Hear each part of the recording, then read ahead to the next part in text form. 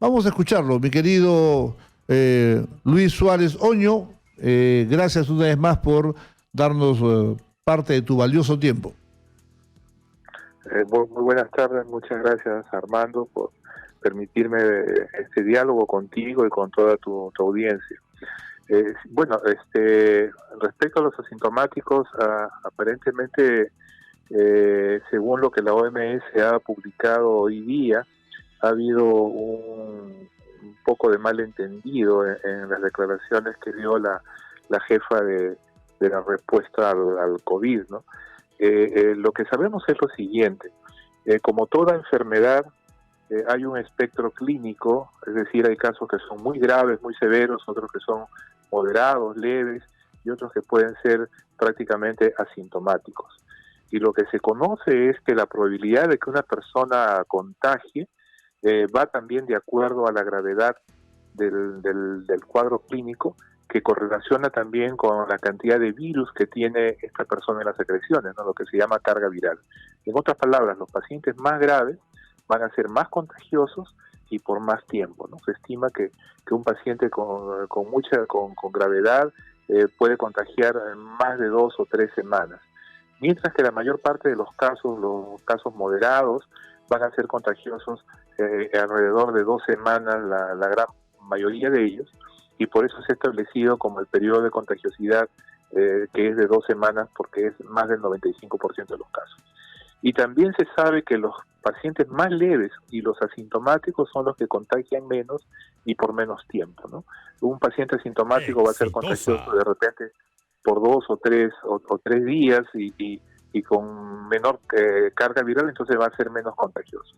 Y el comentario que hizo la doctora fue más o menos así, ¿no? Diciendo, los asintomáticos hay menor riesgo de que contagien a otros. Y el comentario que hizo adicional fue de que si yo tengo poco recursos, digamos, para hacer aislamiento de pacientes, ¿no? Si tengo pocos recursos, no tengo muchos locales para hacer aislamiento de pacientes, se debe preferir a los sintomáticos, porque son más contagiosos durante más tiempo que a los asintomáticos que de repente, usando una adecuada mascarilla y quedándose en su habitación por 2 o 3 días, ya el riesgo de que a partir de él contagie a otros es mucho menor, ¿no? Como todo en medicina, no hay blanco y negro, es una gama de posibilidades, pero lo cierto es que un asintomático sí puede contagiar, pero la probabilidad es menor que los pacientes que tienen síntomas, que tienen cuadros moderados o severos, que son mucho más contagiosos, ¿no? Esa es más o menos la situación. Bueno, tiene totalmente lógica, porque obviamente los síntomas no son otra cosa que la reacción de tu cuerpo a una enfermedad, ¿no? Y en base a estos síntomas y a estos signos vienen pues la gravedad y la posible letalidad. Por ejemplo, un paciente dice, doctor, tengo fiebre, ¿no? Es un síntoma y también es un signo, porque el paciente dice, doctor, estoy caliente, pero tú le pones el termómetro y marca 39, es un signo, ¿ok? El paciente te dice, doctor, tengo tos, ¿no? Pero tú lo puedes corroborar, es un síntoma y es un signo. Y el paciente dice, doctor, me ahogo, no puedo respirar, ¿no? Es un síntoma que te dice el paciente, pero tú lo puedes verificar verificando la concentración de oxígeno en sangre. Y entonces, todas esas son respuestas del organismo hacia algo, son una reacción. El paciente que no tiene nada, ni cuenta se da. Y entonces, cuando los síntomas y signos son muy potentes, muy graves, eso te va a implicar una posible letalidad. Y es por eso que debe entenderse que hay que medir, de acuerdo a las circunstancias, el peligro de contagio, ¿no?, de un asintomático con un sintomático leve y un tremendo sintomático, que ese que tose, tiene fiebre, suda, como dice, que tener mucho cuidado, porque ese es altamente contagioso. ¿Qué más, mi querido doctor Luis Suárez? Sí, tu comentario es correcto, ¿no? Justo también la misión china que estuvo unos días acá en Perú, escuché una de sus entrevistas, hacían ese comentario, ¿no? La importancia de trabajar con los sintomáticos, con los que tienen pocos síntomas y de todas maneras aislarlos. Ellos cuando construyeron este famoso hospital que fue levantado en 10 días, el principal objetivo fue que los pacientes con síntomas, así sean leves, debían estar aislados para evitar que a partir de ellos se contagien a otras personas.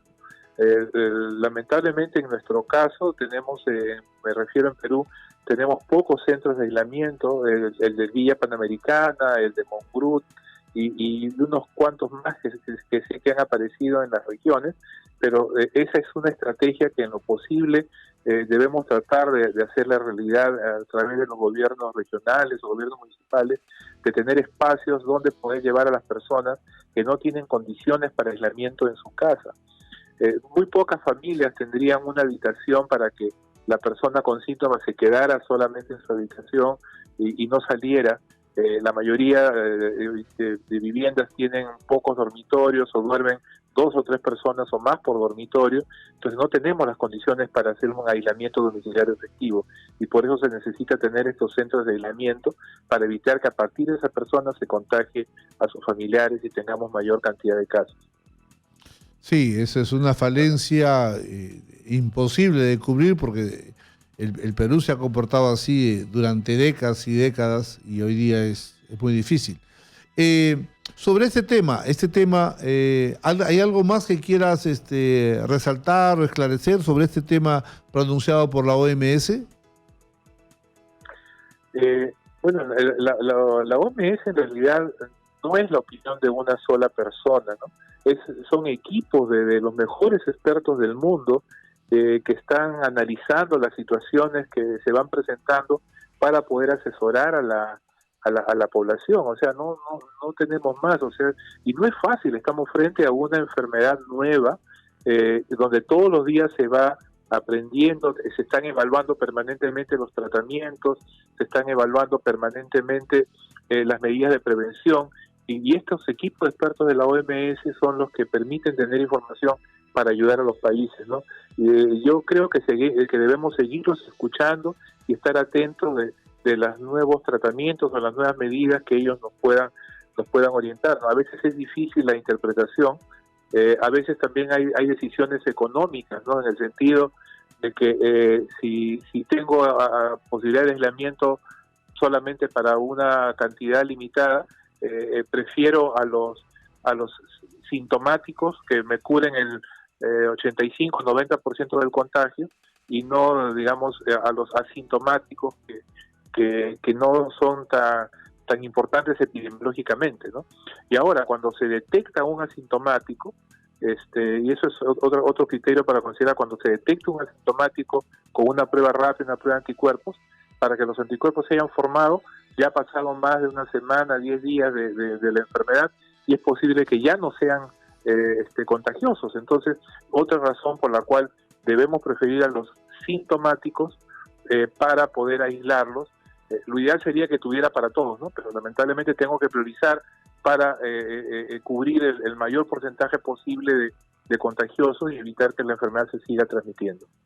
Ok, Luis, te agradezco mucho tu aporte, siempre dando novedades, esclareciendo temas que no son muy comunes en la población, ni tampoco en los políticos, porque los políticos de epidemiología saben muy poco. Te agradezco mucho tu participación, Luis.